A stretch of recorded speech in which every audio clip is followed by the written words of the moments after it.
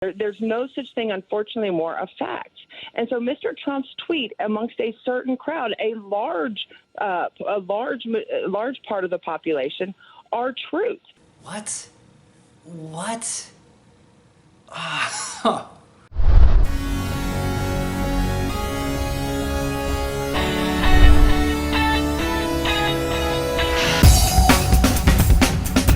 Josh here with the channel ZZZ Giant Awake, and this is The Breakfast Club. You did not mishear that tape. Apparently, a CNN correspondent, one of the mouthpieces for Donald Trump's campaign, has decided that truths are irrelevant, that there is no such thing as objective truth at all. It's all just subjective. We're not talking about, like, philosophically speaking. We're talking about what people are willing to believe is now truth, apparently, according to her logic. So you don't think that I'm being deceptive, I want to give you the full context, which I will play now. I'm sure you've heard James Fallows talk about lies that Donald Trump has put out there in tweets, in things he said. What do you make of that? Well, I think it's also an idea of an opinion. And that's, on one hand, I hear half the media saying that these are lies. But on the other half, there are many people that go, no, it's true. And so one thing that has been interesting this entire campaign season to watch is that people that say facts are facts, they're not really facts. Everybody has a way. It's kind of like looking at ratings or looking at a glass of half full water. Everybody has a way of interpreting them to be the truth or not truth. There's no such thing, unfortunately, more of fact. And so Mr. Trump's tweet amongst a certain crowd, a large part of the population, are truth. When he says that millions of people illegally voted, he has some facts amongst him and his supporters. And people believe they have facts to back that up. Those that do not like Mr. Trump, they say that those are lies. And see, now, this is strange and dangerous, and it can impact people very negatively.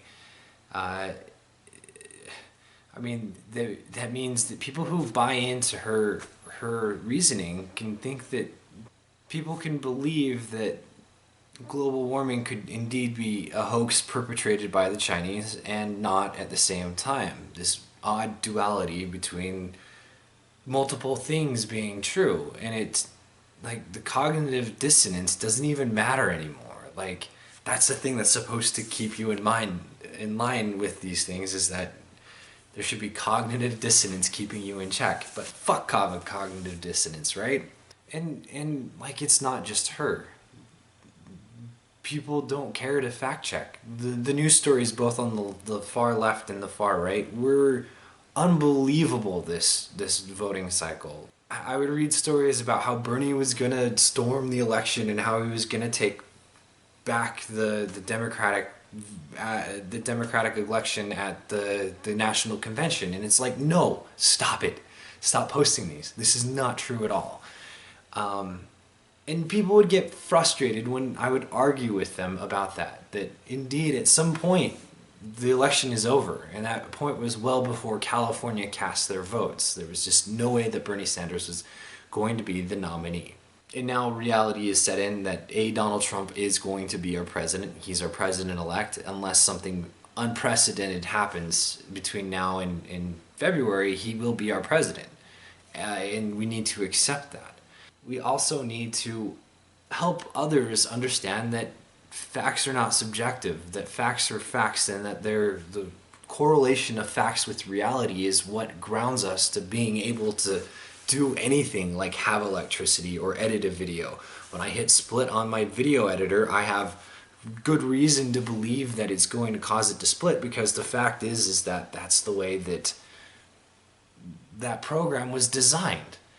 And it's not like maybe fucking magic causes electricity to happen and electromagnetism is not a real thing.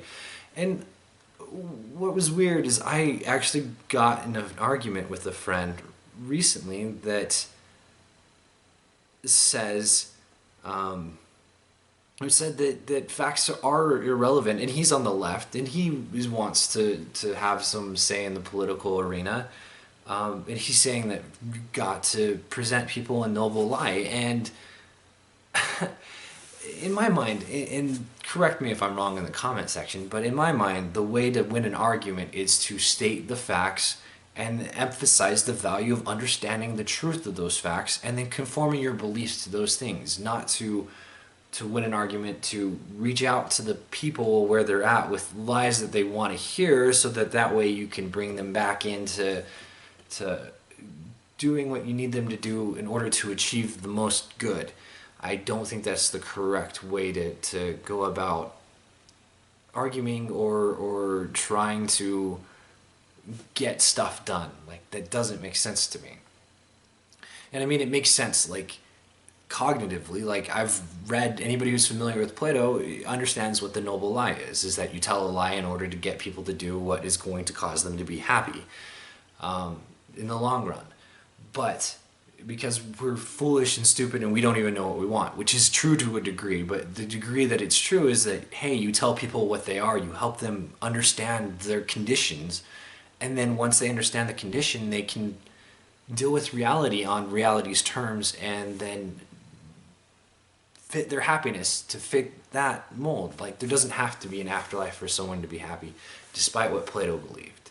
So, I mean, that's really all I've got for today. I do want to close out with another series of videos that kind of demonstrates that there are Trump believers who don't believe that facts matter, or are so willing to believe anything that fits their narrative that they don't ever fact check it or source check it or anything like that. And if you didn't notice from the first video, the watermark is the Young Turks.